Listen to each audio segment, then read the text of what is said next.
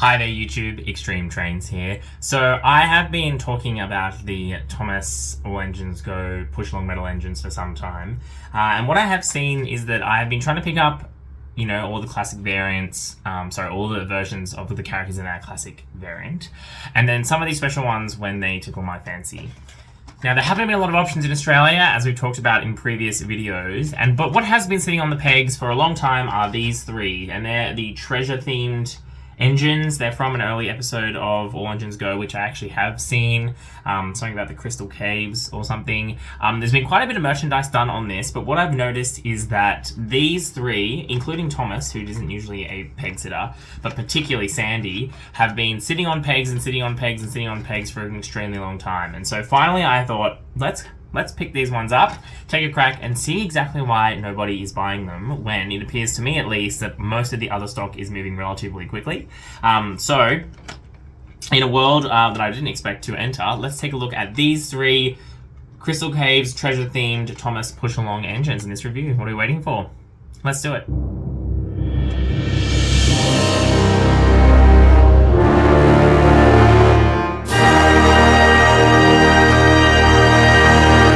Okay, we don't normally do packaging shots for a long time for these kind of toys because they're all the same. But I just want to point out that we do have specialized packaging in terms of the little mine, Crystal Cave themed, adventurers themed packaging. So you can clearly see that these are all meant to be part of the same wave. This is exactly where this kind of absolutely rubbish on the back is really annoying, because this would be the perfect opportunity to show the other engines in this sub-theme.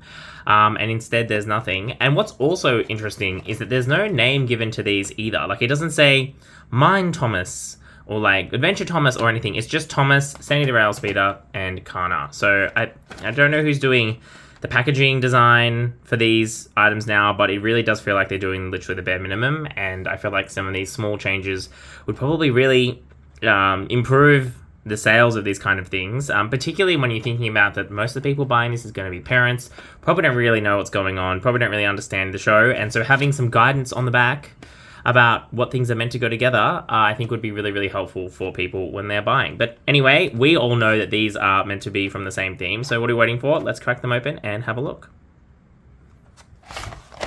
Okay, we've got all three engines here in the frame. Let's take a look at Thomas. Again, this is quite a big change in terms of the printing. So if we start with the face, you can see we've got a different Thomas face. I don't think, that this has appeared on any other Thomas models as far as I'm aware, but if you in the audience know of any other ones that this face has appeared on, please let me know. You can see that again, as it seems to be common with a lot of the variants, we've lost the buffer detailing, which is a bit annoying.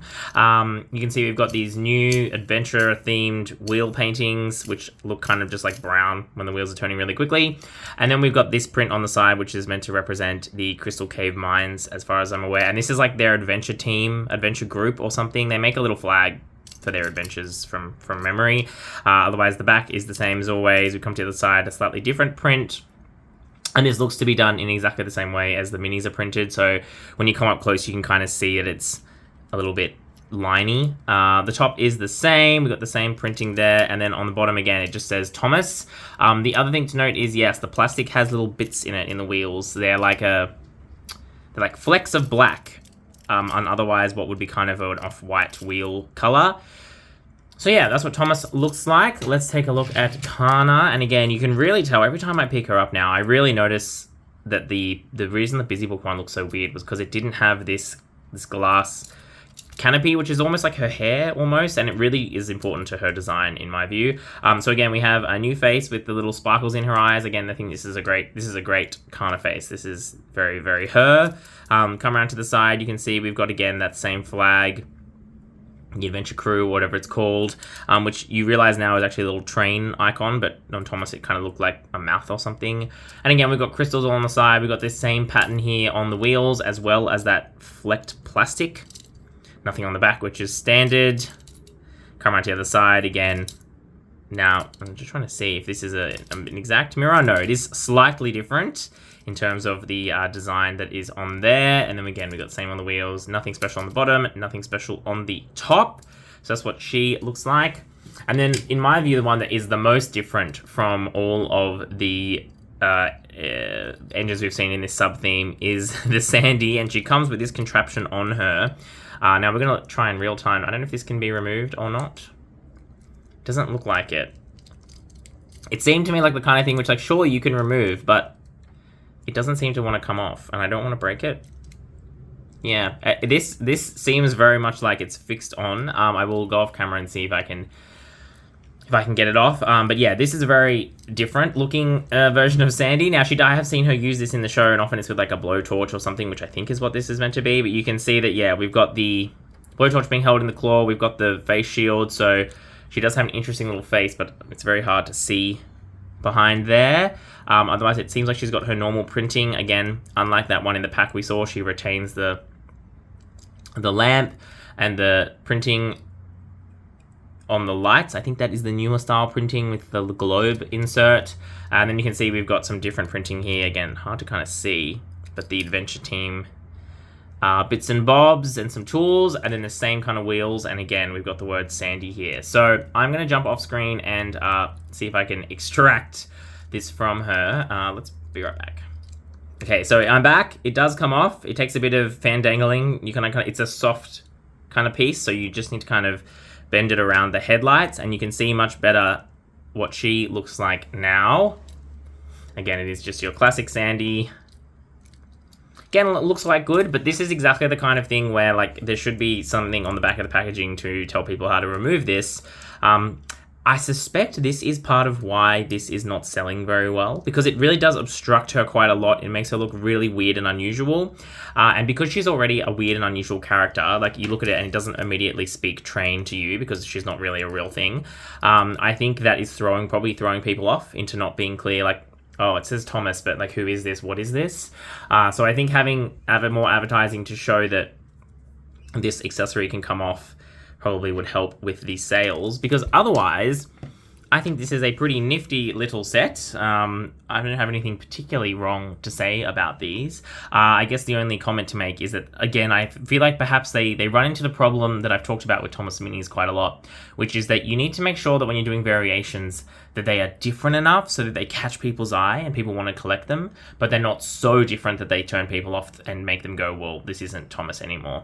And I think these perhaps are, ironically enough, a little bit too conservative, in that obviously in the episode none of this happens. Like, they don't get covered in crystals or, like, have, you know, tools stuck to their sides.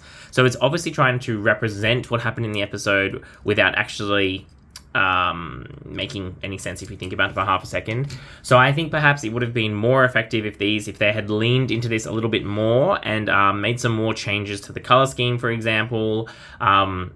Or, you know, rather than doing this, like, make Thomas into an actual adventurer, give him, like, adventure goggles or something, make him brown. I don't know, but this feels like they've kind of gone a little bit too, just like, this is a little bit Thomas, but not quite, which I can see why would not necessarily be that appealing, particularly because I don't think these colors really jump out to you. Like, the orange, blue, green, it's just not, they don't feel cohesive, but they also don't feel exciting. And someone else can back me up in the comments. You may have a different view, but they don't. Yeah, this variation doesn't speak to me, which is for a long time why I've let it sit on the shelves. And I wonder if that is the reason why they are peg sitting so badly, particularly Sandy, because, you know, when she's got this on, it is very funny looking.